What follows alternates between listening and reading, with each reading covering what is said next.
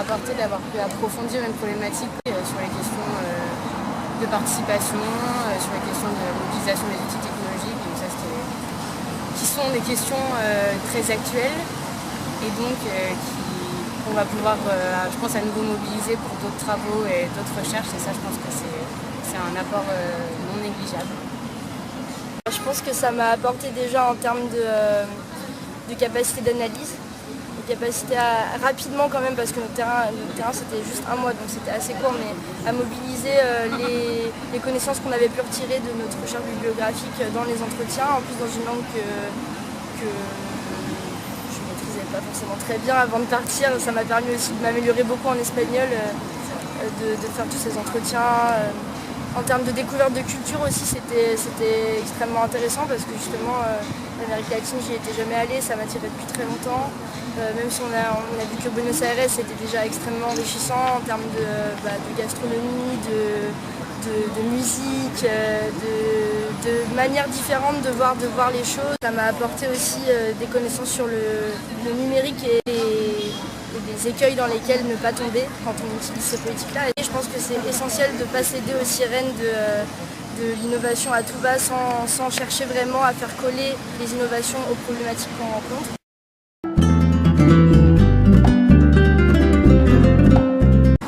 Alors ce qui nous a marqué à Buenos Aires, donc en arrivant et après notre mois de travail, c'était vraiment ce décalage entre ce qui était mis en avant dans la communication politique sur cette notion de participation citoyenne et d'utilisation des technologies pour favoriser la participation. Parce qu'en s'entretenant avec un certain nombre d'associations, même de citoyens lambda, ils ont vraiment nié le fait qu'il y avait vraiment des outils qui leur permettaient de participer plus, d'être plus impliqués dans le processus de décision, etc. Ce qui nous a beaucoup marqué, c'est les grosses fractures urbaines qu'on peut voir dans la ville.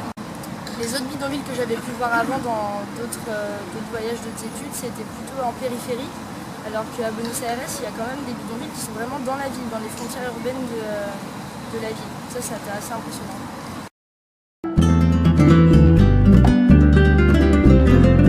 De grandes conclusions, on peut dire que dans le domaine de la mobilité particulièrement, il y a quand même des choses qui ont été faites et des choses qui sont en cours de projet. Dans une vision de ville plus intelligente, avec notamment des infrastructures qui ont été modernisées, l'instauration de zones de Wi-Fi gratuites dans les stations de métro, et vraiment du côté citoyen, il y a une utilisation plutôt importante de la part de gens qui ont des smartphones, des applications mobiles qui sont développées par la ville. Quand on applique cette politique-là de transition vers une smart city dans un territoire où il y a une forte inégalité d'accès à Internet parce que le taux d'équipement est très bas, ça accentue les inégalités de participation à la vie politique et à la vie de la ville, plus que ça ne permet d'accentuer la participation des citoyens.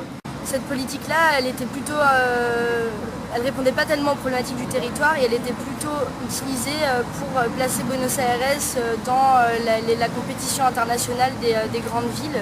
Enfin, on voit par exemple qu'à Buenos Aires, il y a quand même beaucoup de gens qui n'ont pas accès à l'eau, qui n'ont pas accès à l'électricité.